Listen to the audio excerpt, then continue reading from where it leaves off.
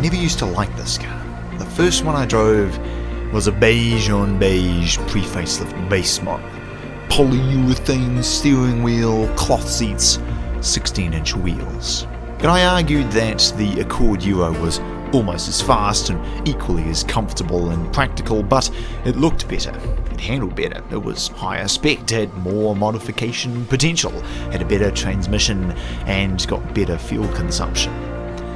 But then, 18 months later, I went against all my morals and bought this.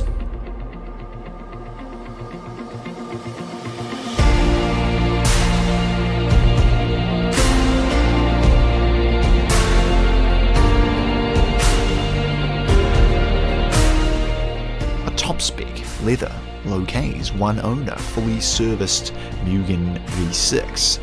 It drove like a brand new car, it beat a 2JZ in a straight line, it demolished a legacy 3R in a hill climb. And I started to warm to it. It looks good, it rides well, it handles great, it's fast, and it sounds amazing.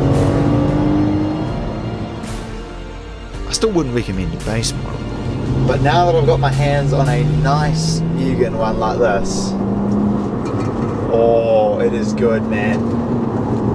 The engine sounds fantastic, makes really good torque,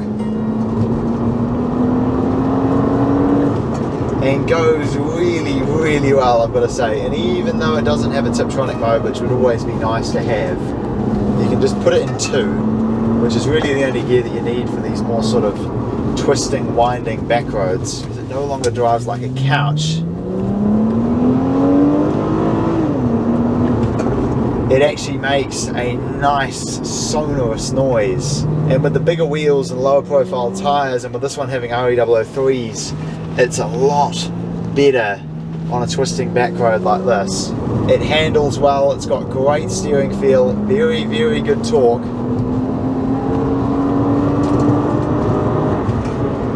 And it really hauls, eh? Makes a very, very nice noise. It's not too loud inside, but it has just a little bit of potency to really sort of give you an idea that this is no ordinary Accord V6. And I think it looks great too.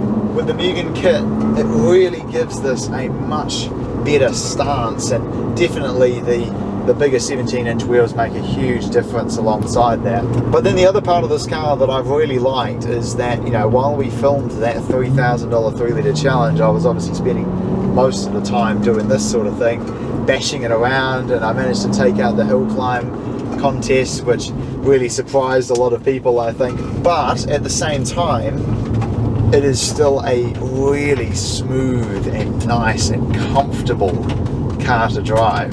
And that, above all else, is what sort of changed my opinion of the V6. Like I said, the first beige and gold awful one that I drove was really only catering to the luxury side of things. You know, it didn't handle very well, it wasn't that fun to drive, the engine, you couldn't even really hear it. But then fast forward to this one, with all the Mugen kit and the squippier tyres and the exhaust and everything, suddenly it's just as comfortable, but is nicer on the inside. It has a much nicer steering wheel, much nicer seats, but it also caters to the performance driving aspects. You have the exhaust, which sounds really, really good. It's got very, very good performance.